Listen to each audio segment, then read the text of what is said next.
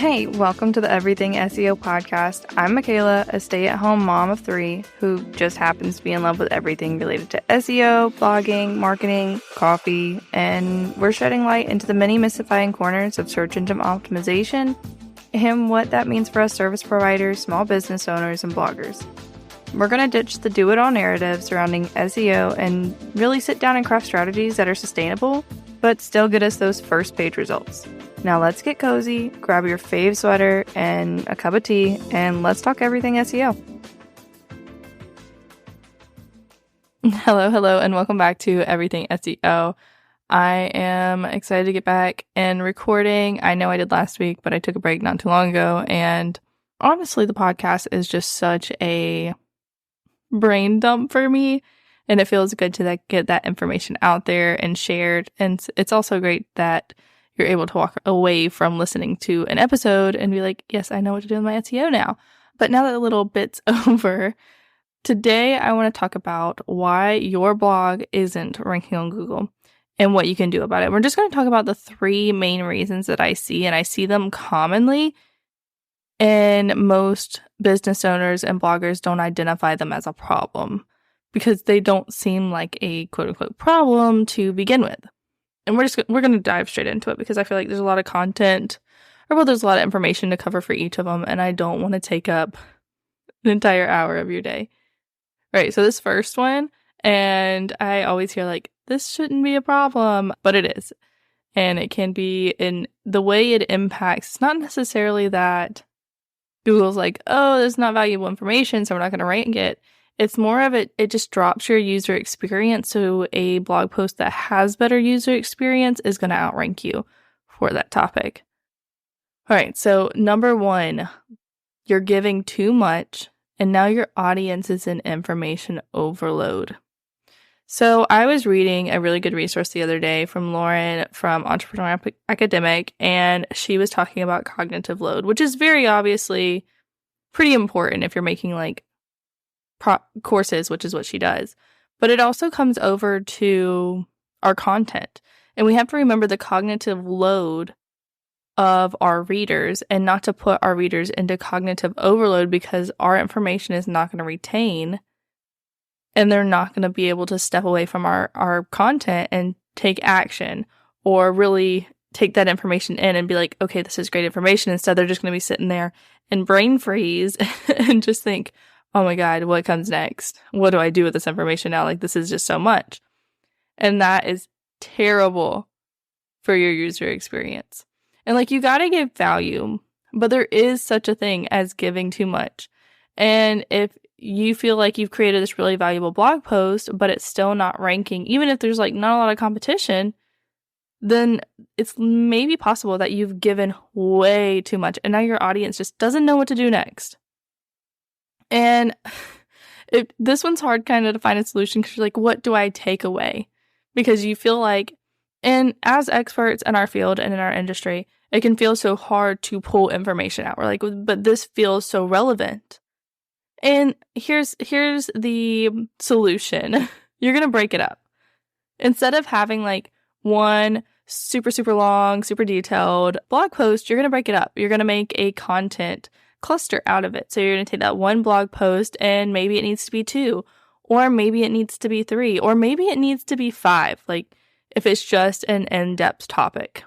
And places where you can identify to like kind of break it up is not necessarily different concepts, because I mean, it can be different concepts, but it doesn't have to be.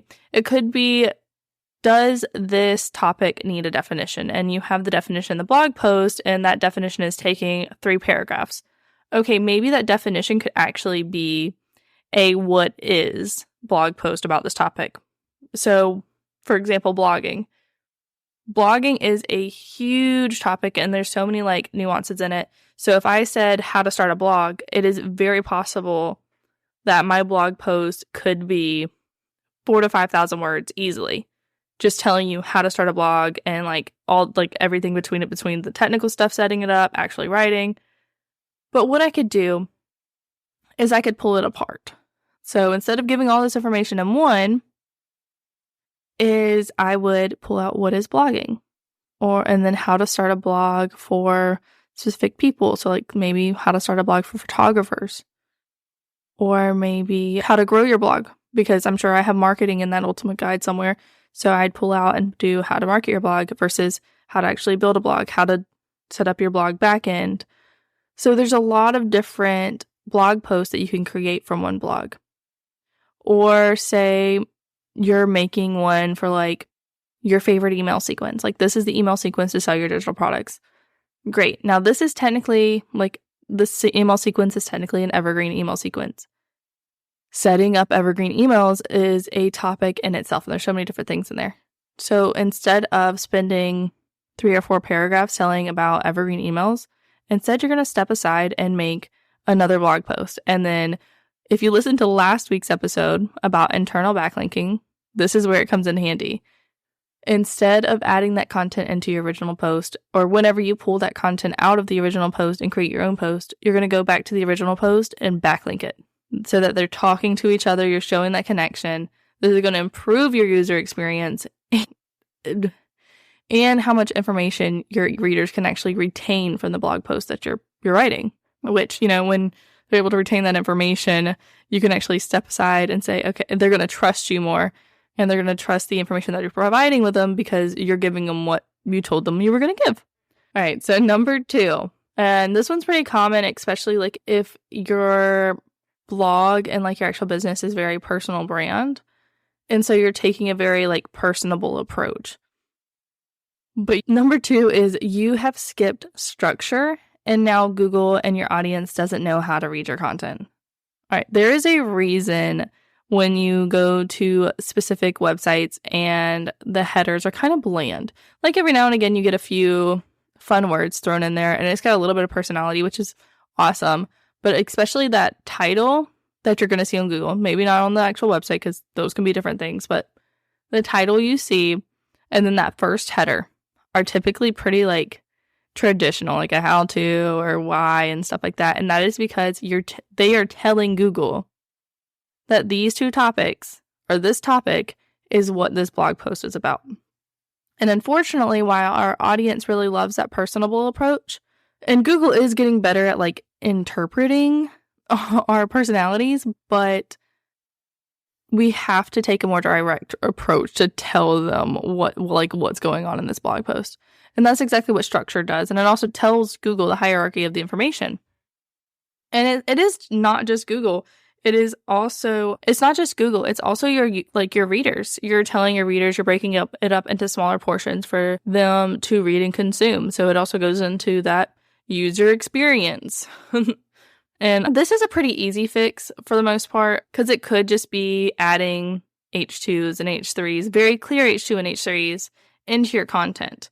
And if you're like, well, I really don't want that vibe, it just feels too strict for my brand, you can still get very personal in your H3s. Honestly, the only one that you have to be like super strict about is your SEO title. And that's what you're giving to Google. That's the title that Google's going to show. And then your H2. Your H2 is pretty important. Otherwise, your first H2. But otherwise, you can kind of get a little bit more creative. All right, now finally, number 3. You don't have a strategy. And now there's nothing to rank you for. So knowing best practices and having a strategy in place are 2 different things, because you can make some really amazing blog posts and put into best practices. But if they have no relation to each other, there's not like an overall strategy on like how this is talking to your other content and how this is like interacting with your business and your offers, they're not going to know what to do with you. They're not going to know who would benefit from your content. They're not going to know where to place your content. And you're just going to be all over the place. And unfortunately, it's not good for ranking on Google. So this kind of goes into all of them, but you have to just think of Google as kind of like your socially awkward BFF that has a really hard time picking up on those like social cues, and you have to give her a little nudge every now and again. But that's what all these are doing. You're giving Google those little nudges, those little social cues, so that they know what the heck you're talking about and who you're serving and why you're doing it and like why they should even trust you. So that's kind of what you're doing here. And when you fix these 3 things, you really improve your chances of ranking on Google.